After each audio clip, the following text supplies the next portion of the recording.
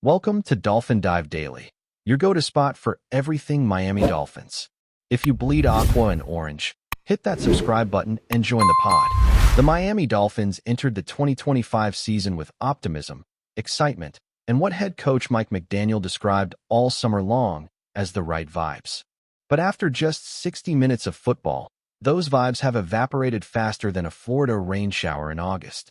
A humbling, embarrassing Week 1 loss to the Indianapolis Colts didn't just sting the players or frustrate the fans. It forced McDaniel to do something he almost never does. He broke character.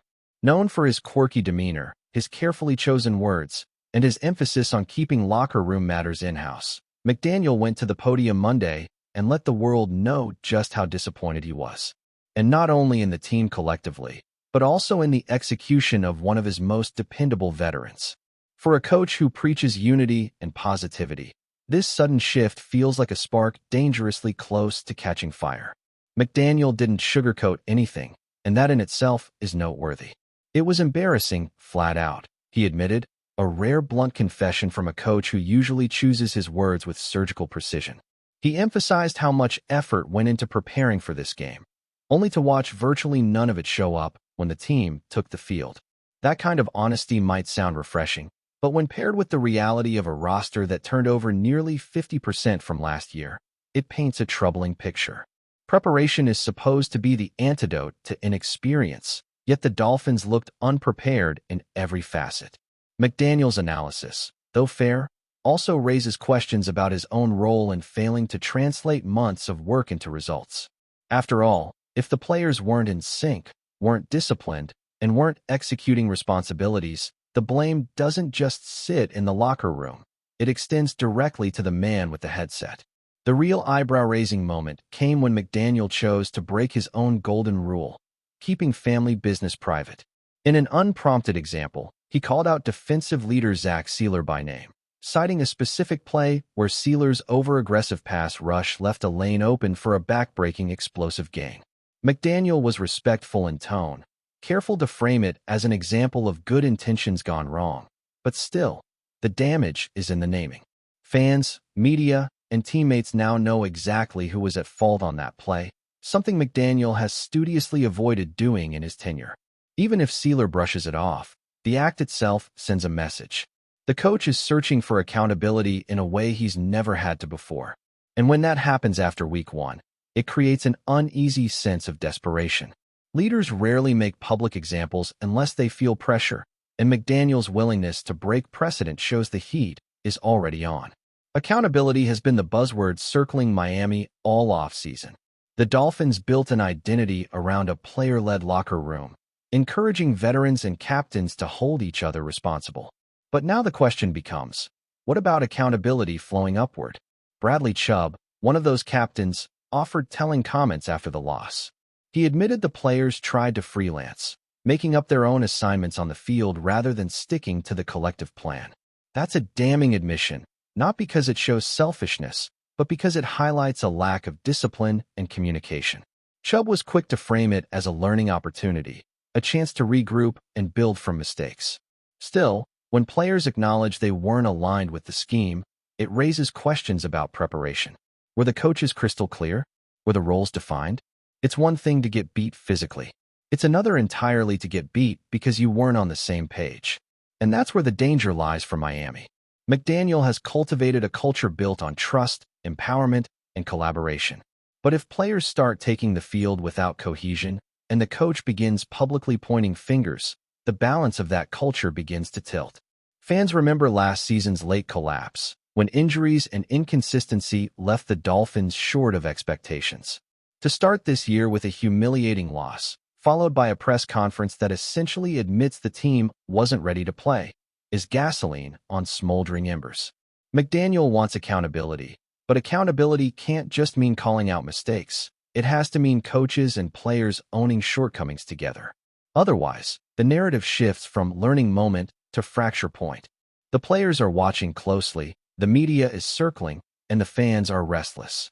How McDaniel handles this week will define whether Miami rebounds or spirals further into doubt. For McDaniel, this is uncharted territory. He has built his reputation on positivity, creative offensive schemes, and keeping the mood light even in adversity. But this week's comments show a man who understands the urgency of the moment. He knows that this season, perhaps more than any other, defines his tenure. The Dolphins made significant roster moves, spent heavily, and doubled down on their core stars. They can't afford another season of almosts or excuses. By calling out Sealer, by admitting the preparation didn't translate, McDaniel might be trying to shock the locker room into action. But it's a gamble. If the players rally, this tough love approach could spark a resurgence. If they bristle, feeling exposed and blamed, the cracks widen. And once trust erodes in the NFL, it's nearly impossible to get it back. McDaniel is walking a tightrope between accountability and alienation, and the margin for error is razor thin.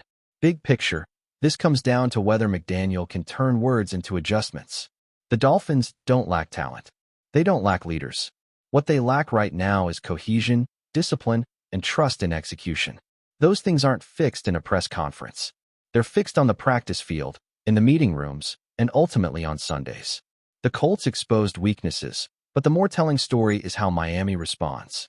Does McDaniel's uncharacteristic candor light a fire under his team, or does it plant seeds of doubt about his leadership?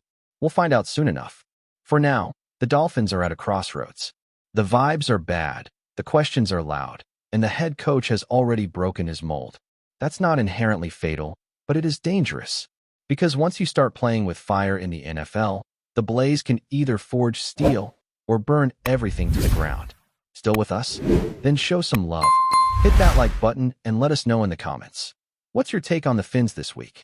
Rumors have been swirling in Miami, and if you've been following the Dolphins closely, the whispers have finally started to make sense. The Tyreek Hill era in Miami might be coming to an abrupt and unexpected end. Behind the closed doors of team meetings and in the hushed corridors of the Dolphins' management offices, sources suggest that the decision to part ways with Hill has already been quietly finalized. It's not a matter of performance. Hill has continued to show flashes of brilliance on the field, burning defenders with the same explosiveness that made him a household name. But the conversations hint at deeper strategic shifts, financial recalibrations, and locker room dynamics that have quietly pushed the front office toward this difficult choice. For fans, it's almost surreal to imagine a Dolphins roster without Hill.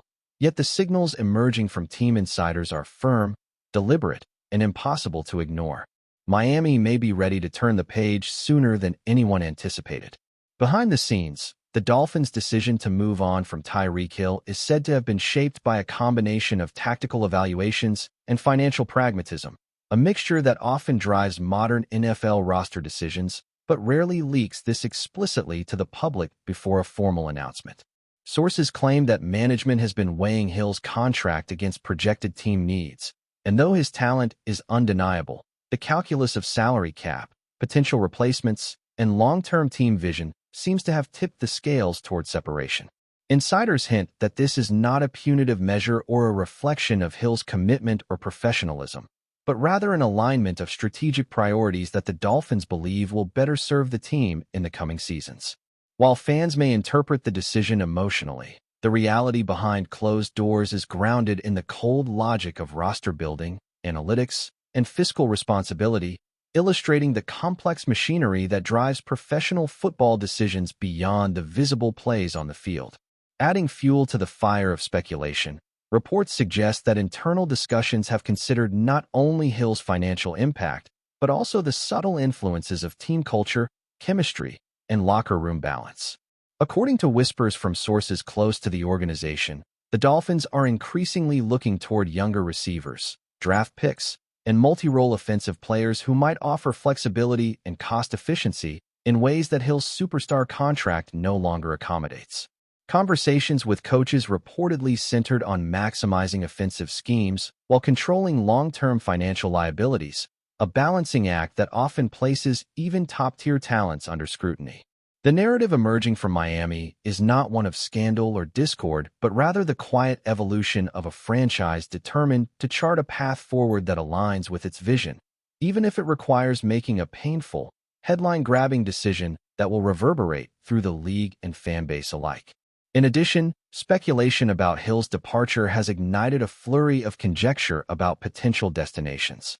While nothing is confirmed, pundits and insiders are already floating ideas ranging from high-profile teams looking to inject game-breaking talent into their rosters to potential trades that could deliver significant draft capital back to Miami.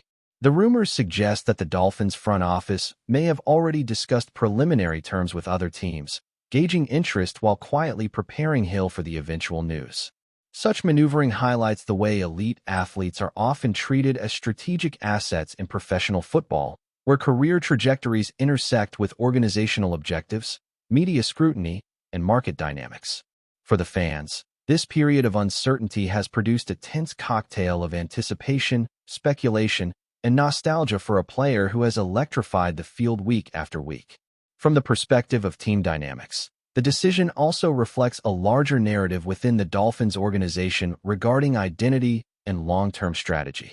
Sources indicate that coaches and executives are increasingly prioritizing versatility, durability, and adaptability in the roster, with Hill's elite skill set being evaluated against these broader parameters. Even as Hill continues to produce highlight reel moments, the calculus behind the scenes considers not just immediate performance, but sustainability over multiple seasons.